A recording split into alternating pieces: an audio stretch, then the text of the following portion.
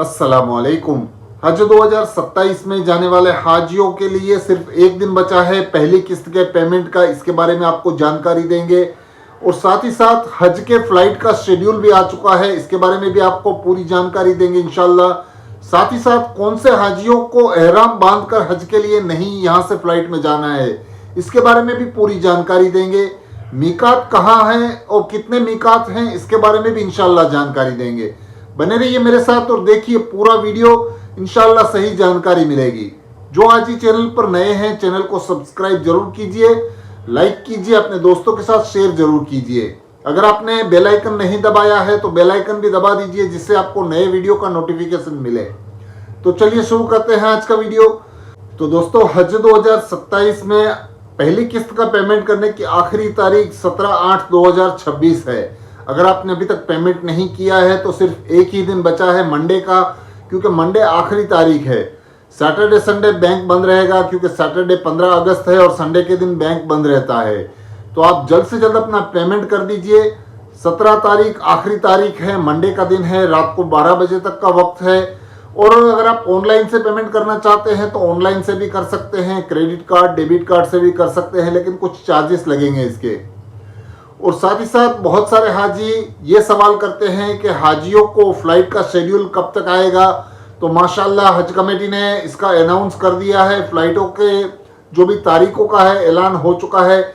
और जो हाजियों की फ्लाइटें हैं वो 8/4/2027 से लेकर 9/5/2027 तक भारत से सऊदी अरबिया के लिए चलेगी। और इसकी रिटर्न की जो तारीखें हैं वो भी हज कमेटी ने बता दी हैं कि रिटर्न की जो तारीखें हैं वो 21/5/2027 से लेकर 20/6/2027 तक चलेंगी। तो पहले फेज की जो फ्लाइटें होती हैं वो मदीना शरीफ के लिए जाती हैं, और जो दूसरे फेज की फ्लाइटें होती हैं वो मक्का शरीफ जाती हैं, यानी जिद्दा जाती है। तो किस हिसाब से आपका नंबर आता है उस हिसाब से आपको देखना पड़ेगा।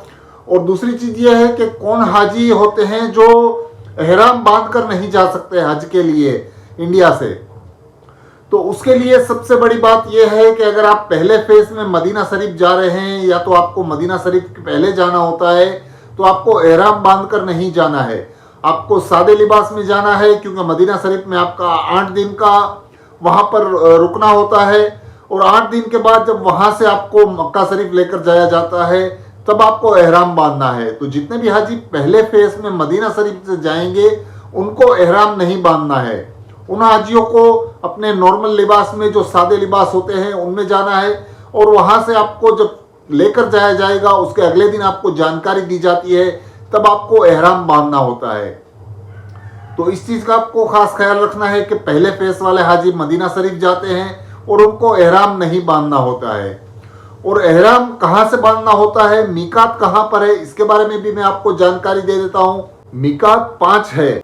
पहला मीकात है दाहुल हुलैफ, जो मदीना शरीफ से मक्का जाने वाले हाजियों के लिए है। और मक्का जाने वाले जितने भी हाजी एहराम बांधते हैं उनको मदीना शरीफ से अज अबायार अली के नाम से मशहूर है, वहां से आपको एहराम बांधना है। तो जितने भी हाजी मदीना शरीफ पहले जाने वाले होते हैं उनको यहां से मीकात से एहराम बांधना होता है, जो मक्का शरीफ से 450 किलोमीटर दूरी पर है। मदीना शरीफ से जाने वाले होते हैं मक्का शरीफ की ओर, उनको मदीना शरीफ के करीब मीकात जाकर वहां से एहराम बांधना होता है और वहां से नियत करनी होती है। तो ये जो हाजी पहली फ्लाइट से मदीना शरीफ जाते हैं उनको यहां से एहराम बांधना होता है। बाकी के जो हाजी होते हैं वो जिद्दा के लिए जो हाजी जाते हैं उनको इंडिया से ही एहराम बांध लेते हैं। चाहे तो वो इंडिया में भी अपनी नियत कर सकते हैं और एहराम बांधकर 2 रकात नफिल नमाज पढ़ के उम्रा की नियत कर सकते हैं। इंडिया से नियत नहीं की है तो आप फ्लाइट में भी आपको जब मीकात आता है उस वक्त बताया जाता है, तो आपको वहां से भी मीकात के वक्त आपको एहराम बंधा होता है, लेकिन आपको सिर्फ नियत करनी होती है। तो इस तरह से मीकात जो है वो 5 जगहों पर है, और जहां जहां से हाजी आने वाले होते हैं वहां से उनको एहराम बांधकर नियत करनी होती है। बहुत सारे हाजी ये सवाल करते हैं कि हमने पेमेंट कर दिया है पहली किस्त का, अब पहली किस्त का जो पेमेंट करने के बाद स्लिप कब जमा करानी है और कहां जमा करानी है। तो देखिए, पहले किस्त का जो आपने पेमेंट कर दिया है उसकी स्लिप आपके पास संभाल के रखनी है, अभी हज कमेटी में नहीं जमा करानी। जब दोनों किस्तें जमा हो जाएगी इंशाल्लाह, उसके बाद हज कमेटी की तरफ से सर्कुलर आएगा, आपको जानकारी दी जाएगी, तब आपको 2 किस्तों की जो भी स्लिप है वो जमा करानी होगी। जितनी भी ओरिजिनल स्लिप हैं पेमेंट की वो आपको अपने पास संभाल के रखनी है। मैंने आपको पहले भी बताया था कि 3 स्लिप वाला आपको फॉर्म दिया जाएगा, आपको हज कमेटी की वेबसाइट पे डाउनलोड करके उसके अंदर पेमेंट करना होता है। तो वो जो पेमेंट की स्लिप है जिसके अंदर में 3 स्लिपें होती हैं, एक बैंक वाला रख लेगा और 2 आपके पास रहेंगी, जिसमें एक स्लिप आपको हज कमेटी को जमा करानी है।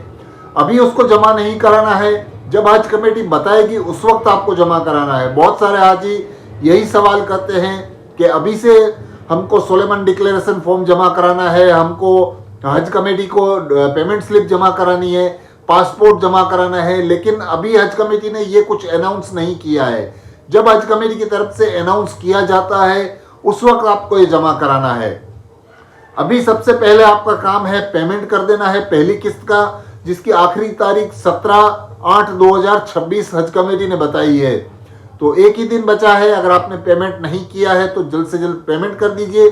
फ्लाइट के बारे में जो शेड्यूल है वो भी आ चुका है, जो मैंने आपको बता दिया है। इस तरह से पूरा शेड्यूल इंशाल्लाह आगे आएगा डेट वाइज। अभी जो हज कमेटी ने तारीखों का ऐलान किया है वो जाने वाली फ्लाइटों और आने वाली फ्लाइटों की तारीखें बता दी हैं कि कौन सी तारीख से कौन सी तारीख तक फ्लाइटें चलेंगी और कौन सी तारीख से फ्लाइटें वापस आएंगी। तो अभी आपको अंदाजा हो गया होगा, इसके लिए आपको तैयारियां शुरू कर देनी है। माशाल्लाह जितने भी हाजी सिलेक्ट हुए हैं सबको अभी से हज के फराइज, हज के सुन्नतें, वाजिबात, एहराम, इस तरह की बहुत सारी जानकारियां जाननी चाहिए। और साथ ही साथ उम्रा के फराइज, उम्रा के वाजिबात, सुन्नतें, नमाज के मसाइल, इस तरह से ही 5 वक्त की नमाज अदा करनी है, सदका खैरात करना है, अल्लाह ताला से दुआएं करनी है। 2 दुआएं खास करके अल्लाह ताला से करनी है कि अल्लाह ताला सभी हाजियों का हज कबूल करे और आसान करे, क्योंकि तकलीफें बहुत होती हैं हज में। इस तरह से आपको दुआएं करनी है अल्लाह ताला से कि अल्लाह ताला सबका हज आसान करे, कबूल करे। कमेंट में आमीन जरूर लिखिए।